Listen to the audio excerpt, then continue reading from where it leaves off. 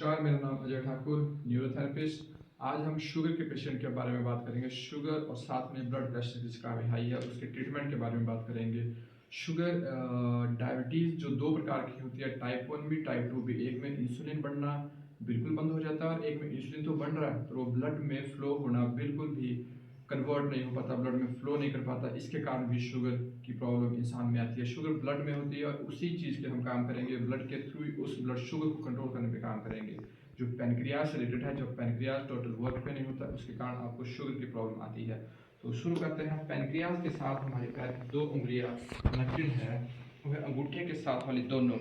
अगर हमने पैनक्रियाज को एक्टिवेट करना है तो जस्ट इन दोनों उंगलियों पे आप 60-60 बार एक पॉइंट पे, उंगली पे 4 पॉइंट बनाकर 60-60 बार ऐसे करना स्टार्ट कर दो। उनको ट्विस्ट करना स्टार्ट कर दो एक जगह से। तो इस पॉइंट के बाद हमने अपनी पॉइंट को चेंज करके इसको ट्विस्ट करना स्टार्ट करना है। इस चीज़ को अगर आप डेली नियमित तौर से करना स्टार्ट करें, डेली शुरू करें, तो निश्चित तौर पर आपकी दवाई कुछ ही दिनों में छूट जाएगी। और उसके बाद भी आप इस चीज़ को कंटिन्यू रखिए और अपने खाने पीने का थोड़ा ध्यान रखिए। शुगर की चीज़ जैसे खासकर चीनी से बचे, सफ़ेद चावल से बचे, सफ़ेद नमक से बचे। इसकी जगह पे आप सफ़ेद चावल की जगह आप ब्राउन राइस यूज़ कर सकते हैं, या फिर सफ़ेद चीनी की जगह आप शक्कर या गुड़ यूज़ कर सकते हैं। सफ़ेद नमक की जगह आप शिंदा नमक या फिर ब्लैक सॉल्ट यूज़ कर सकते हैं। खाने पीने का ध्यान रखें तो इसके साथ आप ट्रीटमेंट के साथ आपकी हमेशा के लिए दवाई छूट सकती है। घर में इसको उसके बाद बीच बीच में आप इस ट्रीटमेंट को लेते रहे तो आपका पैनक्रियाज प्रॉपर वर्क पे रहेगा, वो इंसुलिन बनाएगा। अगर बना नहीं रहा, टाइप 1 डायबिटीज़ है चाहे टाइप 2 डायबिटीज़ है, ये दोनों पे वर्क करेगा। दोनों पे सेम प्रोसेस है। इस पूरी उंगलियों को सेम बार 60 बार किया और इसके 1 मिनट के गैप के बाद फिर से यही कर सकते हो और उसके 1 मिनट के गैप के बाद फिर से यही चीज़ आप पैनक्रियाज के ऊपर एक्टिवेट कर सकते हो। दोनों पैर मिलाए, कोई छोटा है या बड़ा है।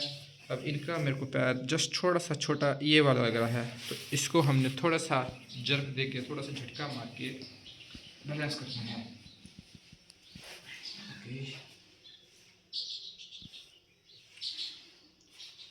ओके, इसी के साथ आपके जो थाइज ग्रोइंग जॉइंट जो है, ये डायरेक्ट पैनक्रियास इधर है। हो सकता है अगर किसी पेशेंट ने दवाई ना खाओ तो इसकी इस प्रेशर को, हल्का सा प्रेशर देने से उनको पेन भी महसूस होती है। और इसको कनेक्ट ग्रोइंग जॉइंट के दोनों पास इधर हमारा पैनक्रियास का पॉइंट है। इसको एक्टिवेट करना है हमने 10 बार, हर बार 6 सेकंड का प्रेशर होगा, ऐसे 10 बार करना है। आइए स्टार्ट करते हैं। 1 2 3 4 5 6 सेकंड का प्रेशर दिया, छोड़ा, फिर 1 2 3 4 5 6। इस प्रकार 10 बार हमने ये प्रेशर दिया और हर प्रेशर 6 सेकंड का दिया और इसके जस्ट 30 से 1 मिनट का गैप छोड़ के ये प्रोसेस आपको फिर से यहीं पर दोहराना है और फिर से ऐसे ही 3 बार ये प्रोसेस दोहराना है। फिर से हम इस चीज़ को स्टार्ट कर सकते हैं।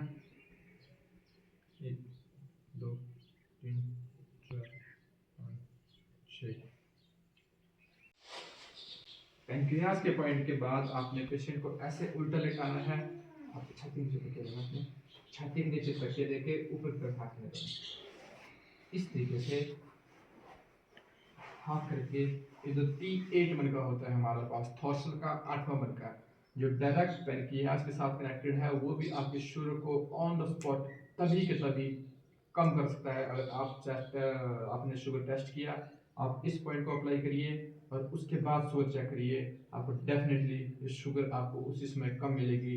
पर एमरजेंसी में इसकी शुगर कम करनी हो तब भी आप इस पॉइंट का यूज़ कर सकते हैं। ये थॉर्सल का 8वां मन का है, जो इसके बीच में होता है। ये शोल्डर जॉइंट है इधर, और इसके जस्ट बीच में अगर हम प्रेस करें तो पेशेंट को हल्का सा पेन भी महसूस हो सकता है। अगर आपको पता ना लगे तो इसके ऊपर प्रेशर दिया, नीचे प्रेशर दिया, नीचे प्रेशर दिया और पेशेंट को पूछा कि आपको कौन से पॉइंट पे प्रेशर महसूस हो रहा है। सर आपको यहाँ पे कोई प्रेशर दर्द महसूस? नॉर्मल इधर यहाँ है। ये जस्ट इसके और इसके बीच में T8 मन का है। इसको आप ऐसे प्रेशर किया और 6 बार क्लॉकवाइज किया, 1 2 3 4 5 6, एंटी क्लॉकवाइज किया 4 5 तो हल्का सा प्रेशर दिया, हल्का सा रब किया, अपने नाक से सांस लेनी और पूरा मोड़ के के बाद 3 बार इसे।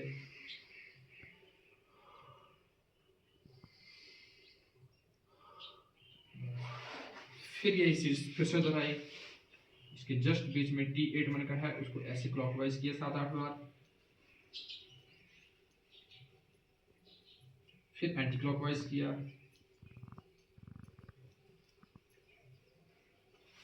हल्का सा प्रेशर, हल्का सा रब करके, फिर आपने इसी चीज से आप कंटिन्यू इस चीज को करके डेली सुबह शाम 2 टाइम कर सके तो बेस्ट है।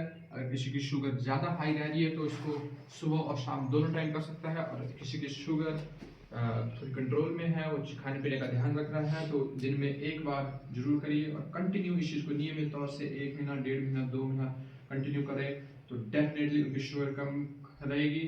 और खासकर उनको खाने का भी स्पेशली ध्यान रखना पड़ेगा। खाने पीने की चीज़ें ही आपके शरीर को अंदर से स्वस्थ करेगी, अंदर से आपके हर एक ऑर्गन को एक्टिवेट करेगी जो वर्क करने पे जरूरी है। धन्यवाद। अगर आपको अच्छा लगे तो आप हमारे चैनल को सब्सक्राइब करिएगा, लाइक करिएगा, और जो भी आपके शुगर के पेशेंट है उनको शेयर कीजिएगा, और घर में ही अपना न्यूरोथेरेपी ट्रीटमेंट शुरू करिए और अपने डॉक्टर खुद बनिए, घर घर न्यूरोथेरेपी पहुंचाइए। धन्यवाद।